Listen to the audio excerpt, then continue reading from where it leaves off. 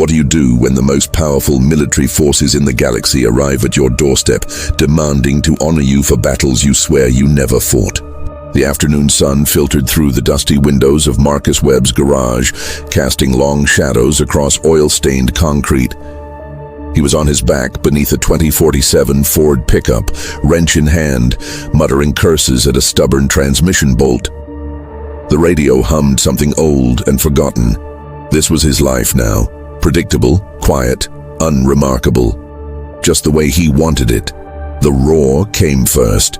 Not the rumble of an engine or the growl of thunder, but something that made the very air tremble with authority. Marcus rolled out from under the truck, grease smearing his forearm as he shielded his eyes against the sudden, blinding light pouring through the garage door. 3 shapes descended from the sky, massive and impossible, their hulls gleaming like polished obsidian and liquid silver. They moved with the kind of precision that suggested intelligence far beyond anything human, settling into the empty field across from his property with barely a whisper, despite their enormous size. For a long moment, Marcus just stood there, wrench dangling from his fingers, trying to reconcile what his eyes were telling him with what his mind insisted was impossible. He'd seen pictures, of course. Everyone had. The Galactic Coalition had made first contact 7 years ago, changing everything and nothing all at once. They'd shared technology, opened trade routes, invited humanity to join the wider universe. But they didn't just show up in rural Montana, not at the home of a 43-year-old mechanic who spent his evenings watching old westerns and avoiding phone calls. The ships sat there silent and waiting, like great beasts holding their breath. Marcus wiped his hands on his jeans, an automatic gesture that did nothing to remove the grease, and walked slowly toward the field. Each step felt heavier than the last, as if gravity itself was trying to warn him to turn back. The grass crunched beneath his boots. Somewhere in the distance a crow called out, sharp and accusatory. A doorway opened in the nearest ship, though Marcus hadn't seen any seams or heard any mechanisms. One moment there was a smooth hull, the next there was an entrance and figures were emerging. 3 groups, he realized. 3 different ships meant 3 different delegations. The first wore armor that seemed to be made of living starlight, shifting and pulsing with each movement. The second were taller, their bodies covered in what looked like ceremonial scales that caught the sun and threw it back in patterns that hurt to look at directly. The third was smaller, more compact, their forms wrapped in robes that whispered secrets with every fold. They approached in formation, and Marcus felt his throat go dry. The one in the center of the first group stepped forward, and when it spoke, its voice came from everywhere and nowhere, perfectly translated into English with an accent that reminded Marcus of old documentary narrators. "Marcus Nathaniel Webb, we have traveled far to find you." "I think you've got the wrong guy," Marcus said, surprised by how steady his voice sounded. "I'm nobody, just a mechanic." The being's face, if it could be called that, seemed to shimmer with something that might have been amusement or pity. "We do not have the wrong individual. Your biometric signature matches our records precisely. Your neural pattern is unmistakable. You are the one designated as Operative Wraith." The name hit Marcus like a physical blow. It was a name he hadn't heard in over a decade, a name that belonged to a different person in a different life, a name he'd buried so deep he'd almost convinced himself it had never existed. "That's not me anymore," he said quietly. "That person is gone." "Perhaps," said a representative from the second delegation, stepping forward with movements that reminded Marcus of ancient predators. Controlled, purposeful, deadly. But his deeds remain. The Battle of Kepler 442b, the extraction at Proxima Station, the incident known only as the Crimson Meridian. Each name was spoken with a reverence that made Marcus's stomach twist. 3 separate campaigns, 3 separate theaters of war, Three separate nations that owe their continued existence to actions taken by a human who claimed to be nothing more than a civilian contractor. Marcus looked down at his hand, still stained with grease and the honest work of fixing engines. They didn't look like the hands of a soldier. They didn't feel like them either. But the scars were still there. Faded white lines that told stories he'd promised himself he'd never repeat. "I did what needed to be done," he said finally. "Nothing heroic, just survival." "Survival," the third delegate spoke, its voice like wind through reeds, "is often the highest form of heroism. You preserved not only yourself, but thousands of others. You changed the tide of conflicts that would have consumed entire systems. And then you disappeared." It tilted its head in a gesture that was somehow both alien and familiar. "We have been searching for you for 8 of your years." "Why?" The word came out sharper than Marcus intended. "Why now? Why come here?" The first delegate reached into the folds of its armor and produced something small, metallic, and glowing with soft light. "Because there are debts that must be acknowledged, actions that must be honored. You may have walked away from the uniform, Marcus Webb, but you cannot walk away from the impact you made. 3 sovereign nations, 3 separate governments, have each independently voted to award you their highest military honors. The Star of Valor, the Crimson Talon, the Whisper of Peace." Marcus felt something cold settling in his chest. "I don't want them. We know." The delegate's voice was surprisingly gentle. "That, more than anything, confirms that you deserve them." The wind picked up, carrying with it the scent of approaching rain and the weight of decisions that couldn't be unmade. Marcus looked back at his garage, at the simple life he'd built from the wreckage of his past. Then he looked at the beings standing before him, representatives of worlds he'd saved without ever asking for recognition. "What happens if I refuse?" The delegates exchanged glances, a moment of silent communication that spoke of protocols and procedures Marcus couldn't begin to understand. "Then we will leave," the first one said, "but the galaxy will know the truth regardless. Your story has already begun to spread. Others will come. Historians, reporters, those seeking guidance or redemption, or simply answers to questions that haunt them." Marcus closed his eyes, feeling the last remnants of his anonymous life slipping through his fingers like sand. "There's something else," the third delegate said softly. "Something you should know before you make your decision." Marcus opened his eyes. "What?" "The conflicts you helped resolve, they were not isolated incidents." The being's form seemed to darken, the robes drawing tighter. "They were tests, probing actions by an enemy we have only recently begun to understand. An enemy that is even now preparing for something much larger. And according to our intelligence, they are specifically seeking information about you." The world seemed to narrow down to a pinpoint, everything else fading away except for that single, terrible revelation. Marcus had thought his war was over. He'd thought he'd earned his peace. But peace, he was learning, was never permanent. It was only borrowed time between conflicts. The silence that followed that revelation stretched like a wire pulled too tight, ready to snap.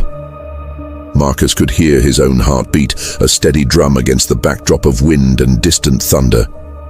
The delegate stood motionless, waiting for a response to words that had just shattered the fragile peace he'd spent a decade building.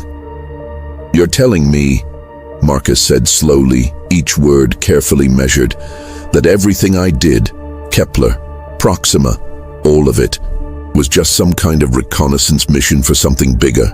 "Not reconnaissance," the scaled delegate corrected, its voice carrying undertones that suggested respect and regret in equal measure. "Provocation. They were testing our response capabilities, our coordination, our will to defend our territories. And in each case you became the variable they could not account for. A single human, operating outside standard military protocols, achieving results that entire fleets could not." Marcus laughed, but there was no humor in it. So I painted a target on my back. That's what you're saying. You became a symbol, the first delegate said. Symbols are dangerous things. They inspire fear in enemies and hope in allies. The entity we face, it calls itself the Convergence, does not tolerate either. The name meant nothing to Marcus, but the way it was spoken suggested it should. He turned away from the delegates, looking back toward his garage where the Ford sat half-repaired, a monument to the simple life he'd tried to build. The sun was lower now, painting everything in shades of amber and blood orange, beautiful and threatening all at once. Tell me about them, he said. This convergence. There was a pause, the kind that came before difficult truths. The third delegate moved forward, its robes rustling with a sound like whispered warnings. They are old, Marcus Webb, older than most civilizations in the known galaxy. They do not conquer in the traditional sense, they assimilate, absorb. They believe that individual consciousness is inefficient, that true progress can only come through unity of thought and purpose. Sounds like every totalitarian nightmare humanity's ever faced, Marcus muttered. Your species has faced many such nightmares, the scaled delegate acknowledged, but never one that could rewrite the neural pathways of entire populations with a touch. Never one that could turn your greatest defenders into their most effective weapons. The conflicts you fought in, the people you saved, many of them were already compromised, infiltrated. You were often fighting soldiers who, hours before, had been civilians going about their lives. The implications of that hit Marcus like a freight train. He'd killed people. That was the ugly truth of war, the weight he carried. But if some of them had been innocent, if they'd been controlled, puppeteered by something beyond their understanding, he pushed the thought away. That path led to madness and second-guessing every decision he'd ever made. Why didn't anyone tell us? He asked. Why wasn't this broadcast across every news network in human space? Because we did not fully understand it ourselves until recently, the first delegate admitted. And because panic serves the Convergence's purposes better than preparation. They thrive in chaos. They slip through the cracks that fear creates in civilized society. Marcus ran a hand through his hair, feeling the grit of dust and dried sweat. And what do they want with me specifically? That is what we do not know. The third delegate's form seemed to contract, drawing in on itself. Our intelligence suggests they have been collecting data on you, old mission reports, surveillance footage, even interviews with people who served alongside you. They are building something, a profile perhaps, or a strategy, but their ultimate goal remains obscured. A cold wind swept across the field, carrying with it the first drops of the approaching storm. Marcus felt them on his skin, small impacts that reminded him he was still flesh and blood, still vulnerable despite whatever reputation he'd apparently earned among the stars. The medals, he said, turning back to face the delegates. They're not really about honor, are they? You're trying to make me visible, put me in the public eye so the Convergence can't make me disappear quietly. The silence that followed was answer enough. Clever. Marcus continued, a bitter edge creeping into his voice. Paint me as a hero, make me a public figure, and suddenly I'm too high profile to just vanish. But that also means you're using me as bait. We are offering you protection, the scaled delegate said, though its tone suggested it knew how hollow that must sound. And yes, hoping that by honoring you publicly, we might draw the Convergence into making a move we can anticipate and counter. You're asking me to be a target. Again, we are asking you to be what you have always been, the first delegate said, and something in its voice made Marcus look directly at it. A catalyst. Someone who changes the equation simply by being present. You did not survive those battles through superior firepower or advanced technology. You survived through improvisation, through seeing patterns others missed, through making connections that defied conventional tactical analysis. These are not skills we can replicate or train into our soldiers. They are uniquely yours. Marcus wanted to argue, to tell them they were wrong, that he'd just been lucky, just been desperate enough to try things that no sane person would attempt. But he'd learned long ago that false modesty was just another form of dishonesty. He knew what he was capable of. That was precisely why he'd walked away. "I have a question," he said. "If this convergence is so interested in me, why haven't they made a move already? I've been here for years, living openly using my real name. I haven't exactly been hiding." The delegates exchanged another one of those meaningful glances, and Marcus felt his stomach drop. "They did make a move," the third delegate said quietly. 7 months ago, a package was delivered to your home. Do you remember? Marcus did remember. A small box unmarked, containing what looked like a broken piece of circuitry or jewelry. He'd never been quite sure. He'd examined it, found nothing unusual, and eventually tossed it in a drawer and forgotten about it. "That's still in my house," he said, feeling ice spread through his veins. "Yes, and it has been broadcasting your location, your daily routines, even snippets of audio from inside your home. We detected the signal 3 days ago. It is how we found you so quickly." Marcus's mind raced. 3 days ago. That meant for months, the convergence had been watching him, listening to him, learning his patterns. Every moment of false security had been an illusion. Every night he'd slept, thinking he was safe, had been a lie. "Why tell me this now?" he demanded. "Why not lead with that information?" "Because," the first delegate said, "we needed to see how you would react to the primary revelation first, to gauge whether the years had dulled your instincts or if the operative we remembered still existed beneath the mechanic's exterior." This was a test. Marcus felt anger rising, hot and familiar. "You came here with your medals and your warnings, but really you were just testing me. We came here because 3 nations truly wish to honor your service," the scaled delegate said firmly. "But yes, we also needed to know if you were still the person who could help us. The convergence will not wait for us to prepare. They are moving now, consolidating power, converting populations. If we do not act soon, the window for resistance will close." Thunder rumbled overhead, closer now. The storm was almost upon them. Marcus looked at the 3 ships, at the delegates standing before him with their medals and their expectations, and then back at his garage one more time. He thought about the Ford that would sit there half repaired. He thought about the life he'd built, simple and honest and his own. Then he thought about the people on Kepler 442b, the families on Proxima Station, all the faces he'd saved who never knew his name. He thought about what would happen to them if the convergence succeeded, if consciousness itself became a commodity to be harvested and homogenized. "The package in my house," he said. "It's a tracking device, but it's also probably transmitting what we're saying right now." "Correct," the third delegate confirmed. "So they know you found me. They know you're here." "Also correct." Marcus felt a smile tugging at the corner of his mouth, the kind that had nothing to do with happiness and everything to do with the grim calculus of survival. "Then they'll be expecting me to either run or go with you. Those are the 2 logical choices." "What are you suggesting?" the first delegate asked, though something in its tone suggested it already knew. "I'm suggesting that maybe it's time to stop reacting to what the convergence expects.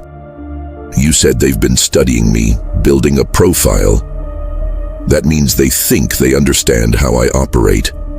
But profiles are based on past behavior. And the thing about humans," Marcus looked each delegate in the eye, "is that we're really good at changing the pattern." The rain began in earnest then, fat drops that drummed against the ship's hulls and darkened the dry Montana soil.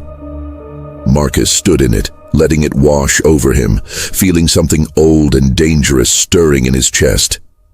Not eagerness for battle. Nothing so simple as that. But recognition.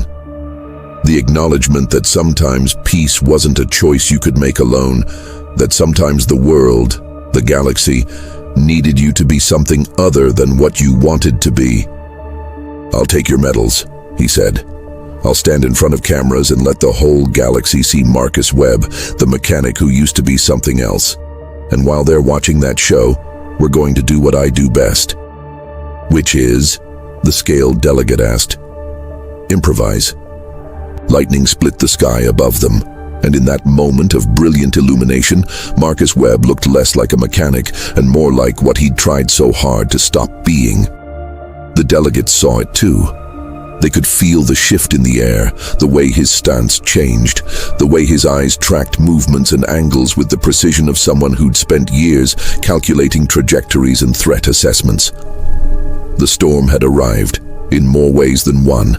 The delegates retreated to their ships as the storm intensified, leaving Marcus standing alone in the downpour, with instructions to pack what he needed and be ready to depart within the hour. But Marcus wasn't heading to his house. Not yet.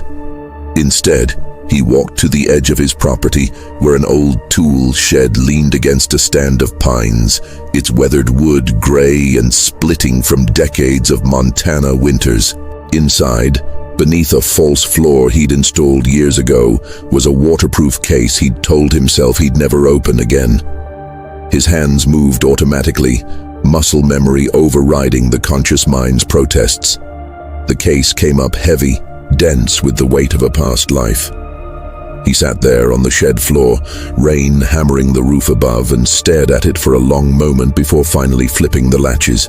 The contents hadn't changed. A tactical tablet, its battery somehow still holding charge after all these years. Military-grade equipment built to last through apocalypses.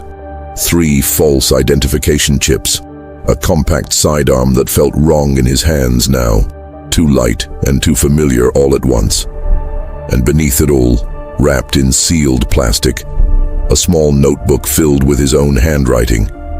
Mission logs, personal observations, things he'd documented because some part of him had known that memory was unreliable, that the human mind edited its own history to make it bearable. Marcus opened the notebook with trembling fingers, rainwater dripping from his hair onto the pages. The ink had held. His younger self's handwriting stared back at him, urgent and precise. He flipped through entries, each one a window into battles he'd tried to forget. Then he found what he was looking for, an entry dated 3 weeks after the Kepler 442b operation. The words made his blood run cold.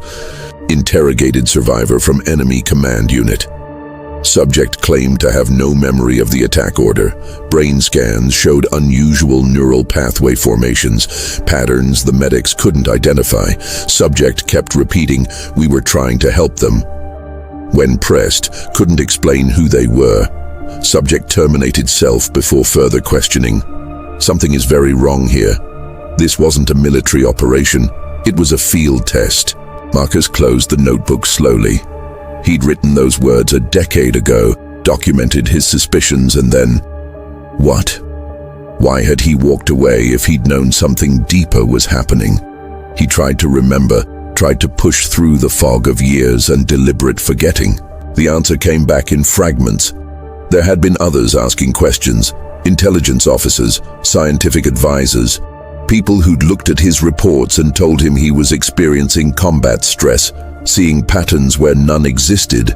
They'd offered him a medical discharge, full benefits, a clean exit. At the time, it had felt like mercy. Now it felt like something else entirely, like someone had wanted him to stop digging. Marcus stood, tucking the notebook inside his jacket, and made his way back through the rain to his house. The building looked different now, knowing that somewhere inside was a device that had been watching him, reporting his life to something vast and incomprehensible. He felt violated in a way that anger couldn't quite touch. This went deeper into that primal human need for sanctuary, for a space that was truly your own. He found the package contents in his bedroom drawer, exactly where he'd left them. The device was small, organic-looking, with a surface that seemed to shift slightly even as he looked at it. Beautiful, in a disturbing way, like a piece of alien art or a tumor excised from something living. Marcus held it up to the light. "I know you're watching," he said to the empty room, to the thing in his hand, to whatever intelligence was on the other end of that signal. "I know you've been studying me, so here's something to add to your profile. I don't like being watched." He walked to his kitchen, still speaking. "The delegates out there, they think I'm going to be their weapon, their catalyst for some grand strategy against you. Maybe I will be. Maybe that's what's supposed to happen." He pulled out a glass, filled it with water from the tap. Ordinary actions in an extraordinary moment. "But here's what you need to understand about humans, about me specifically. We have this defect in our psychology, this stubborn refusal to do what we're supposed to do, even when it's in our best interest." Marcus set the glass down and placed the device next to it. "You've been collecting data on me for months. You probably know my routines better than I do.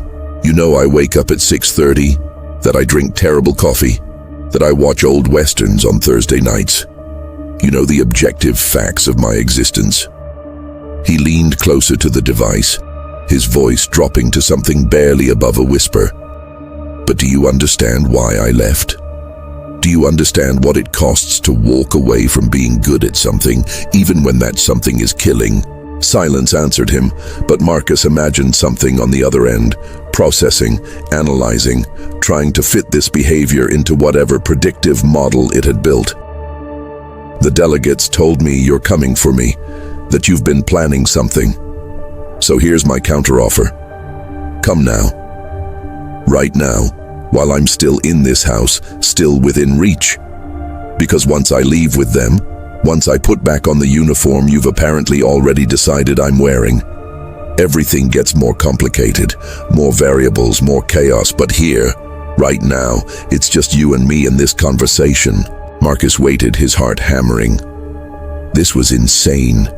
He was essentially inviting an attack, taunting an enemy that could rewrite minds with a touch. But he needed to know something, needed to confirm a suspicion that had been growing since the delegates first mentioned the Convergence's interest in him.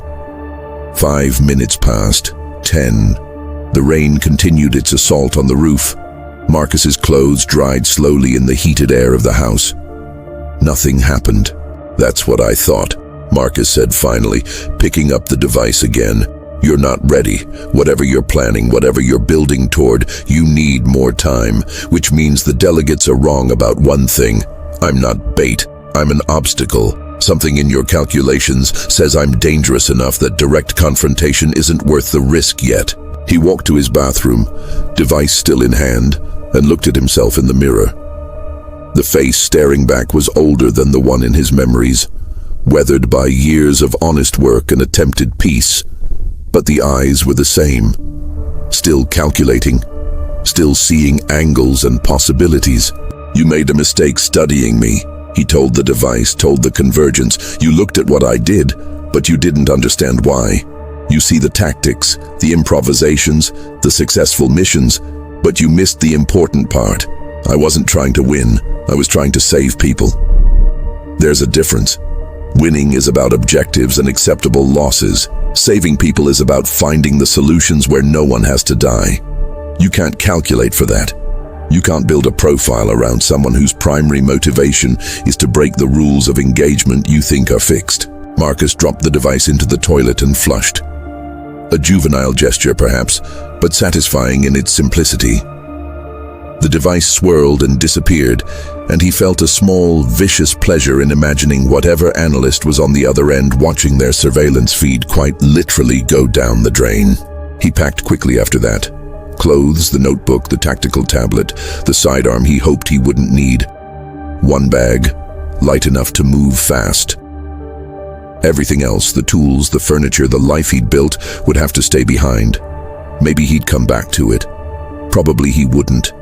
That was the nature of these things. Once you stepped back onto the board, the game didn't let you leave until it was finished. The rain had softened to a drizzle when Marcus emerged from his house.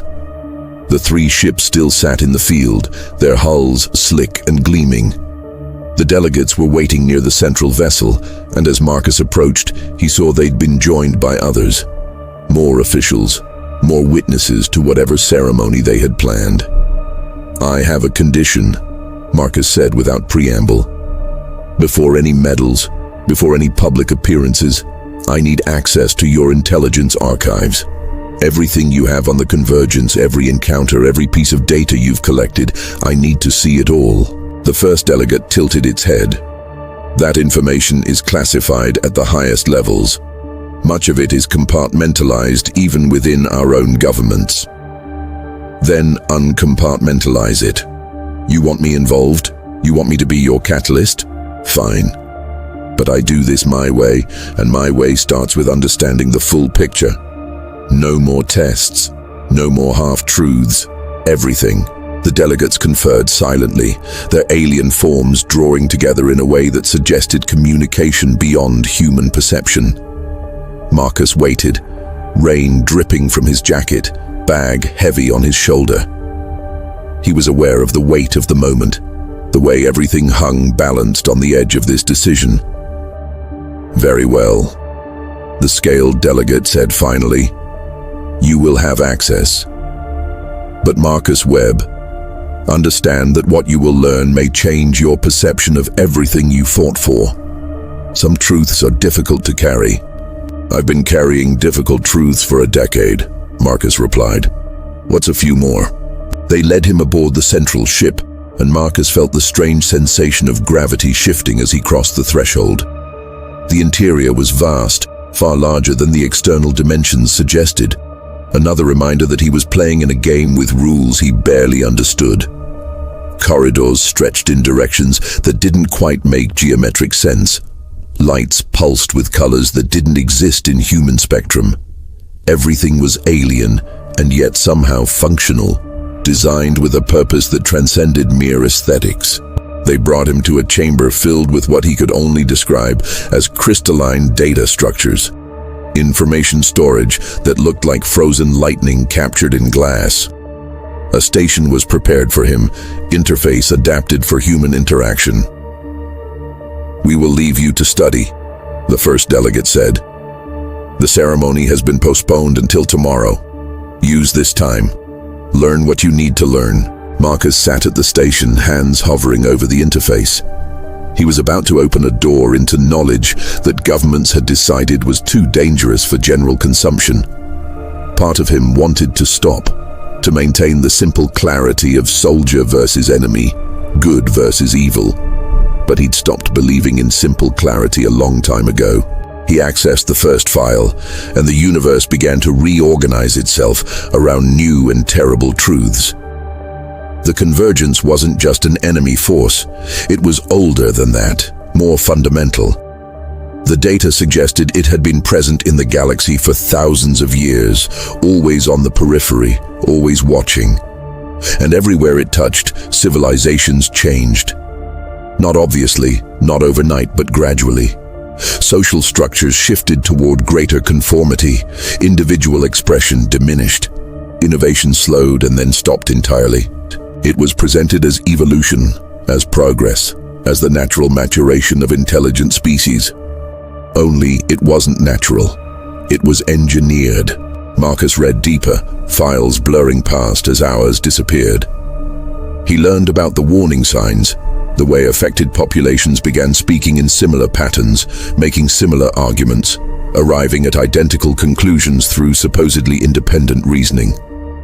He learned about the resistance movements that had tried to fight back, and how they'd failed not through military defeat, but through internal dissolution. Key members suddenly switching sides for reasons they couldn't quite articulate. And then he found the file that made everything else fall into place. A xenoanthropological study of species that had successfully resisted Convergence influence. The list was short, heartbreakingly short. But there was a pattern. Species that maintained strong individual identity. Cultures that celebrated contradiction and argument. Societies where chaos and creativity were valued over order and efficiency. The convergence couldn't easily assimilate minds that refused to be predictable, that generated novelty faster than it could be analyzed and countered.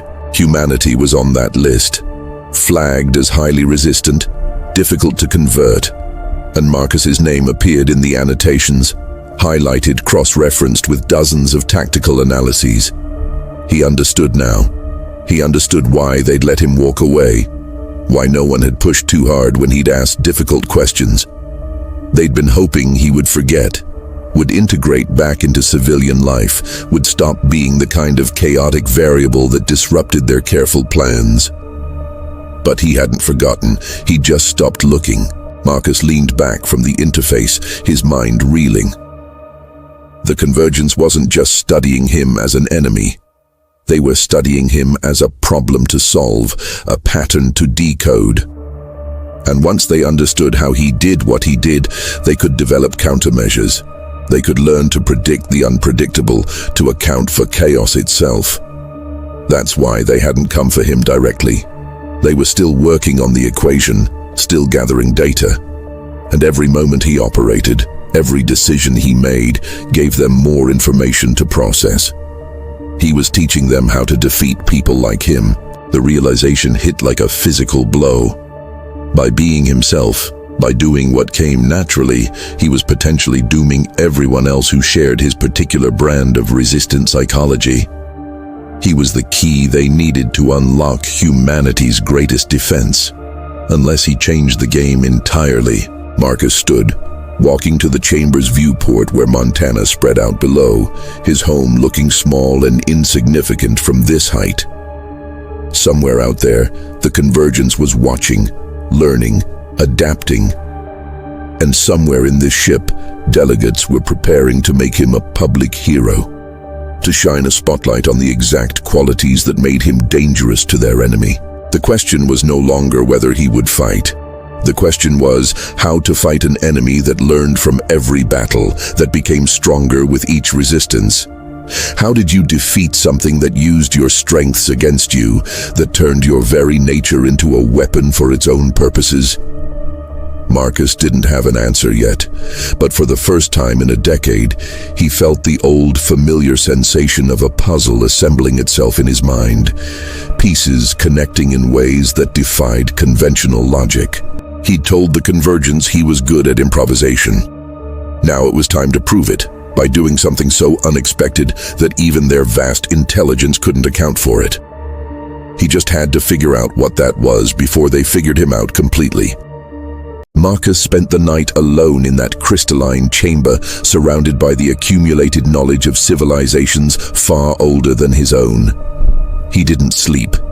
Sleep felt like a luxury he couldn't afford. Not when every hour might bring him closer to understanding, or closer to becoming the weapon the convergence needed him to be. The data streams continued flowing past his awareness, and somewhere in the depths of information overload, a pattern began to emerge. Not in the data itself, but in what was missing from it. Every recorded encounter with the convergence followed a predictable arc. Initial contact, gradual influence, systematic conversion. Societies that fought back did so through conventional means. Military resistance, technological countermeasures, attempts to match the convergence's methods with their own versions of conformity and unity.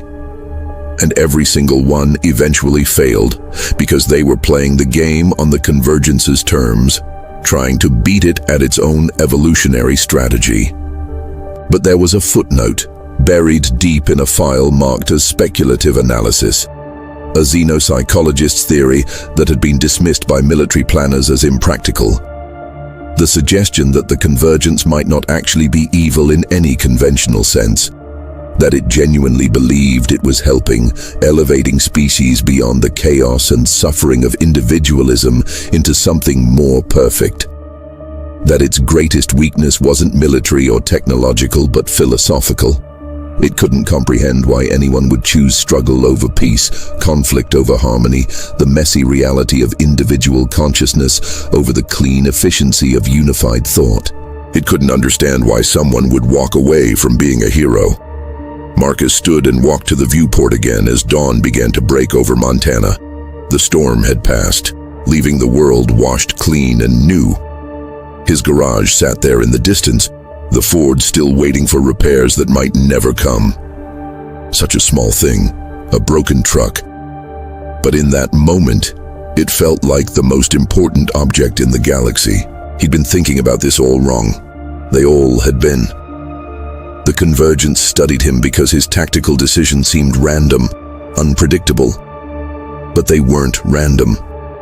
They were human, messy, emotional, driven by values that couldn't be reduced to algorithms or strategic objectives. He'd saved people not because it was tactically sound, but because he couldn't live with himself if he didn't. He'd walked away from glory, not because he was humble, but because he understood that being good at killing was nothing to celebrate, regardless of who you killed or why. The Convergence could never predict that because it had optimized away the very thing that made such choices possible.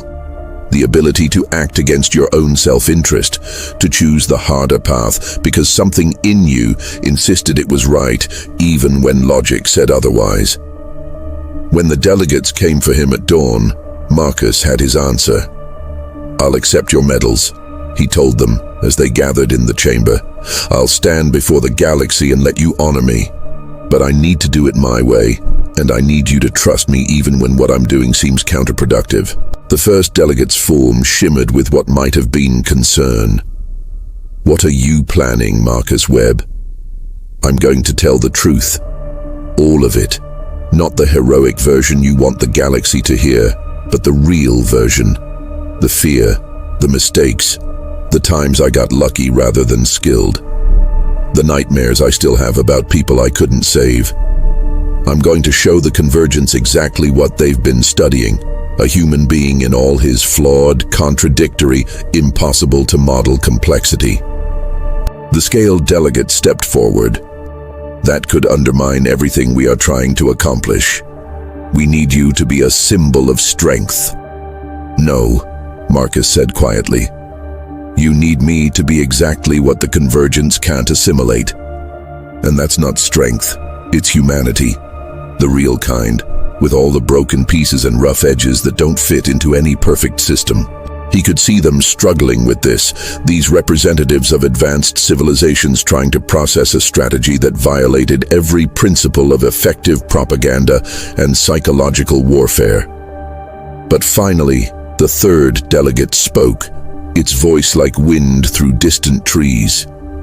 "There is wisdom in this. The Convergence has studied warriors and tacticians. Perhaps it has not studied someone willing to be vulnerable before the galaxy. Perhaps such a thing is outside its capacity to integrate into its models."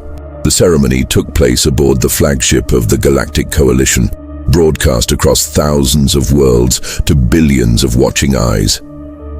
Marcus stood on a platform in his mechanic's coveralls, refusing the formal uniform they'd offered. He looked exactly like what he was, a middle-aged man who'd been fixing trucks when destiny came calling again. The three delegations presented their medals one by one, each speaking in the formal language of military honors. Star of Valor for actions at Kepler 442b. Crimson Talon for the Proxima Station extraction. Whisper of Peace for operations that remained classified but had prevented a war that would have consumed entire systems. Marcus accepted each one, feeling the weight of metal and meaning, and then he stepped to the podium to speak. The chamber fell silent. Worlds watched and waited. "I don't feel like a hero," he began, his voice steady but not strong, honest rather than inspiring.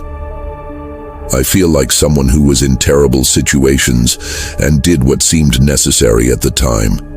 I made choices that haunt me. I lost people I should have saved.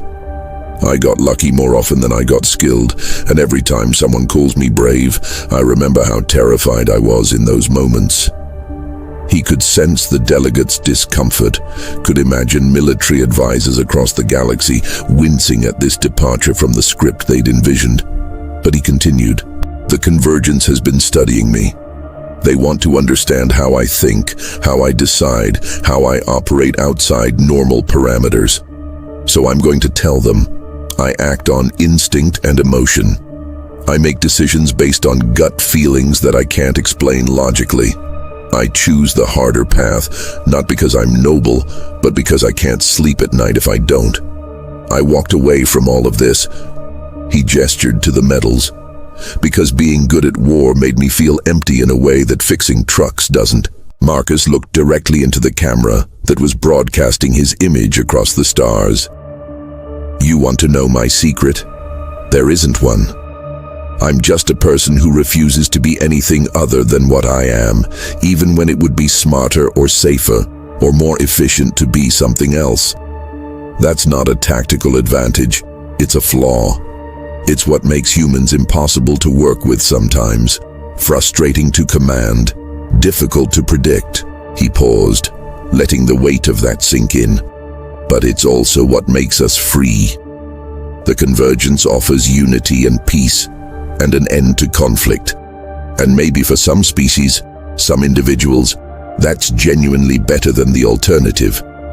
I'm not here to say they're wrong to want it. I'm here to say that I choose differently.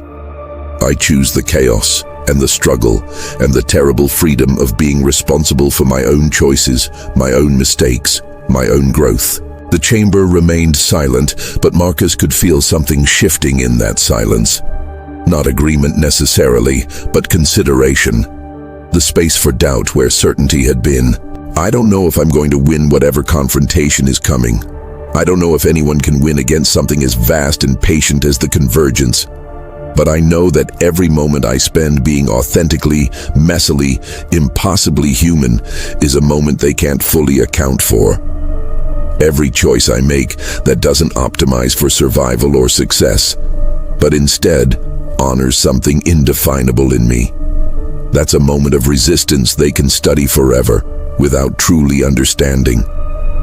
Marcus looked down at the medals in his hands. These represent moments when I was at my best. But I want the galaxy to know I'm also the person I am at my worst. Scared, angry, making mistakes, fixing trucks because I don't trust myself with anything more important. That's the whole package. You can't separate the victories from the failures, the strength from the vulnerability, the tactical genius from the terrified mechanic who just wants to be left alone. He raised his eyes to the camera again, and this time he was speaking directly to whatever intelligence was watching from the other side. You can't defeat humanity by defeating our warriors because we're not a warrior species. We're a species of contradictions. We'll fight to the death for peace. We'll sacrifice everything for people we've never met.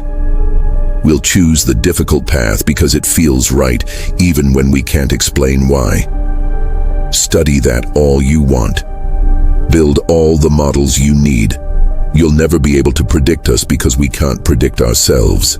The ceremony ended not with triumph, but with uncertainty, and Marcus knew the military advisors would be furious that he'd wasted such a perfect propaganda opportunity. But as he left the platform, the third delegate approached him, its form somehow conveying something like approval. You have done something unprecedented, it said. You have made yourself more unpredictable by revealing your predictability. You have shown weakness as strength by demonstrating that you know your own weaknesses. The convergence will struggle with this paradox. That's the hope, Marcus said. But honestly, I just got tired of pretending to be something I'm not. If that helps somehow, great. If not, at least I was honest about who I am. 3 months later, intelligence reports began filtering in. The convergence's expansion had slowed, not stopped. Nothing that ancient and vast stopped on a dime, but slowed. More significantly, populations that had been in the early stages of assimilation were showing unexpected resistance. People questioning the arguments that had seemed so logical before. Individuals choosing inefficiency over optimization. Small acts of defiance that added up to something larger. The analysts couldn't agree on causation. Maybe it was Marcus's speech. Maybe it was something else entirely, some other factor they hadn't identified. But Marcus, reading the reports from his temporary quarters on a coalition station, allowed himself a small smile. He thought about the Ford waiting in his garage, still half repaired. He thought about the life he'd left behind and the life he was living now. Not a soldier, not quite a civilian, something in between that didn't have a name yet. He thought about all the people watching across the galaxy who'd seen a hero refuse to be heroic, who'd seen someone choose authenticity over effectiveness. Maybe that was enough. Maybe that was all any of them could do. Be genuinely, completely themselves, and trust that the sum of all those individual choices would add up to something the forces of conformity couldn't overcome. The universe was vast and old and filled with powers that made humanity look like children playing at civilization. But children had something that ancient powers sometimes forgot: the ability to imagine new games, to change the rules, to insist on playing their own way even when it made no sense to anyone else. Marcus Webb was still just a regular person, still scared, still flawed, still making it up as he went along. But maybe that was precisely the point. Maybe the most powerful thing any of them could be was exactly what they were, without apology or pretense. The convergence would keep coming. There would be more battles, more choices, more moments when the easy path would be to surrender individuality for the promise of peace. And some would make that choice, and maybe for them it would even be right. But others would choose differently. Would choose the beautiful, terrible freedom of being responsible for their own consciousness, their own growth, their own mistakes. Would choose struggle over peace, chaos over order, the messy reality of being alive over the clean efficiency of being part of something perfect. And in the end, maybe that choice, that simple, profound, impossible to quantify choice, was the only weapon that mattered. Marcus turned away from the reports and looked out at the stars, at the infinite canvas where countless beings were making their own choices in their own ways. Somewhere out there, the convergence was adapting, learning, preparing its next move. And somewhere else, people were waking up and deciding what kind of day they wanted to have, what kind of person they wanted to be, making small choices that would ripple out in ways no one could predict. It wasn't the ending anyone had expected, not a victory, not a defeat, just the ongoing work of being human in a universe that had room for many different answers to the question of what consciousness should become. And maybe, Marcus thought, that ambiguity was the most human thing of all. The willingness to live with questions that had no clear answers, to fight battles that might never be won, to keep choosing authenticity over certainty, even when the cost was high and the outcome uncertain. The medals sat on his desk, gleaming and heavy with meaning. But next to them sat a simple wrench from his garage, a tool for fixing broken things, for taking what was damaged and making it work again. Not perfectly, never perfectly, but well enough, human enough. And in the end, perhaps that was the lesson the galaxy needed to learn.